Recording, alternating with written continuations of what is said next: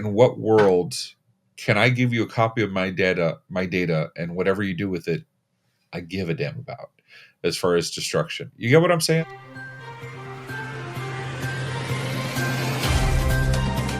This episode is made possible by OIT VoIP.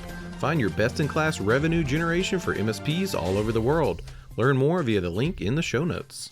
Good morning and welcome to the November 23rd episode of MSP Dispatch, your source for news, community events, and commentary in the MSP channel. I'm Orsini, joined as always by my co-host, Mr. Tony Francisco. How you doing, Tony? I am excellent, giving me a little bit more confidence boost in the betterment, the evolutionary process in the MSP community. How are you doing? I'm doing okay.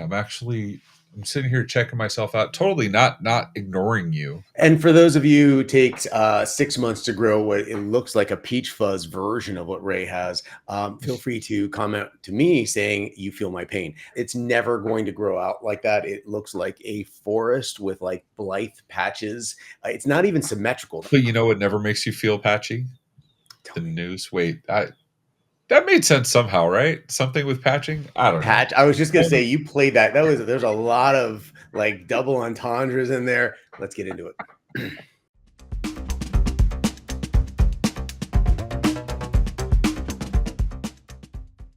And in my first story, OpenAI accidentally deleted potential evidence in New York Times copyright lawsuit. In a story written by Kyle Wiggers for TechCrunch. OpenAI is facing allegations from the New York Times and Daily News for using their copyrighted content to train AI models without authorization. As part of the lawsuit, OpenAI provided virtual machines for the publishers to search their works in its training data. However, on November 14th, OpenAI engineers accidentally deleted the publisher's search data in one virtual machine. Although most data was recovered, the loss of folder structure and file names made it unusable for tracing article usage, forcing the publishers to reconstruct most of their work. Though the deletion appears unintentional, the plaintiffs argue that OpenAI is best equipped to analyze its datasets for infringing content. OpenAI has declined to comment. We gave you the only copy of something and you destroyed it. Whoops. In what world can I give you a copy of my data, and whatever you do with it, I give a damn about as far as destruction? You get what I'm saying? Like, I'm missing something here. I feel like I'm missing something too. What was the reason for giving? That was the first question I have. And why aren't you giving a copy, an actual, like the literal word definition copy? There's a lot going on here. We're definitely missing something, but it does say one thing very clear. OpenAI has access to a lot of information. And now the question is, what was that mistake for? Was it a literal mistake? And if that's the case, it should terrify you. Or was it an intentional mistake, which should more than terrify you? Why aren't they being transparent about that? My thing is, who set this up? Like, you know what I mean? Like, who gave this access and thought, yeah, they should read it? If we're going to hold security teams responsible for the security of their platforms, if we're going to hold software publishers liable for the security of their platforms, I think New York Times and Daily News, they should probably be held accountable too for poor configuration standards, letting OpenAI have edit rights. MSPs, if you have a better opinion, you have a more intelligent opinion, maybe, or more, something we're missing, let us know in the comments or in our Discord. But Tony, what do you say we get to the next story, and then I'm going to go take a drive in my shiny new car?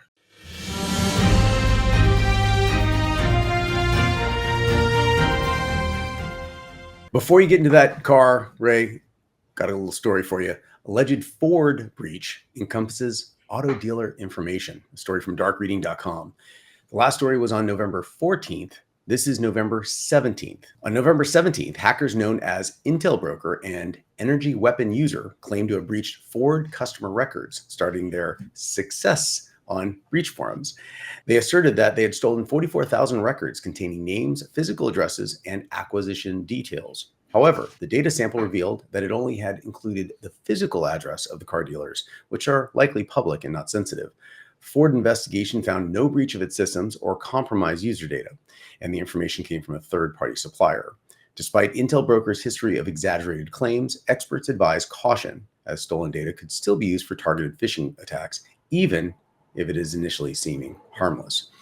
So, Ray, before you get into your car, can you make sure that the text that you receive, the email that you receive, although it looks like it was the new car that you just purchased, is actually real? What are your thoughts on this? Is this just another drop in the very, very big bucket?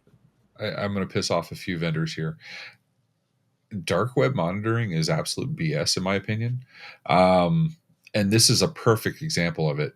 The data revealed it only included physical addresses and public information. At some point, it's just looking for something to say about shit that we all know is going on every day.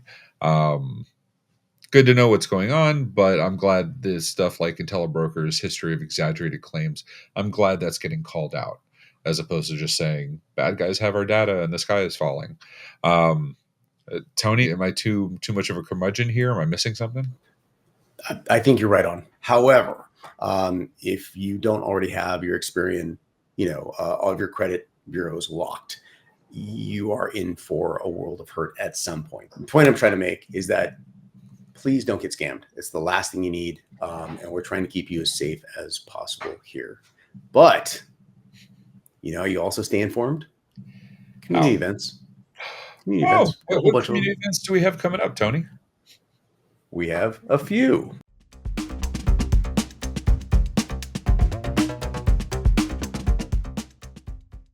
We have upcoming community events, and quite a few of them. On November 28th at 10 a.m., it's a virtual event. Discover UBreach Pro.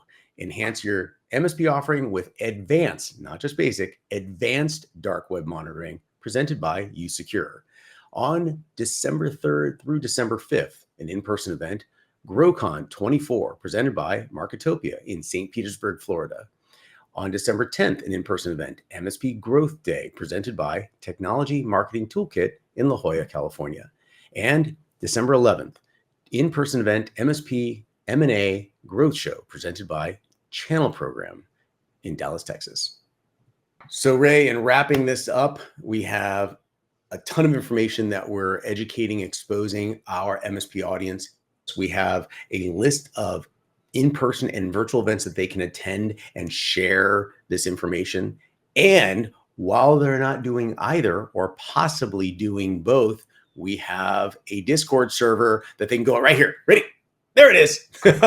Right there. Flash that QR code, go to the Discord server, engage with everyone out there. So with that, Ray, talk to me. How was today's show? Not bad at all. I think I would give it a solid 14 out of 10. I don't know. I apologize for all of that. Dude, you're so Riz. You're so Riz. Come back for the next episode of MSP Dispatch, your source for news, community events, and sometimes cringe in the MSP channel.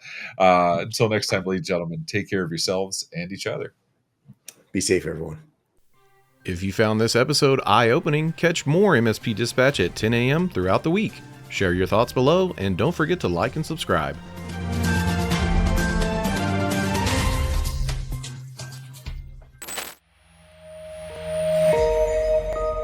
This has been a broadcast of the MSP Media Network.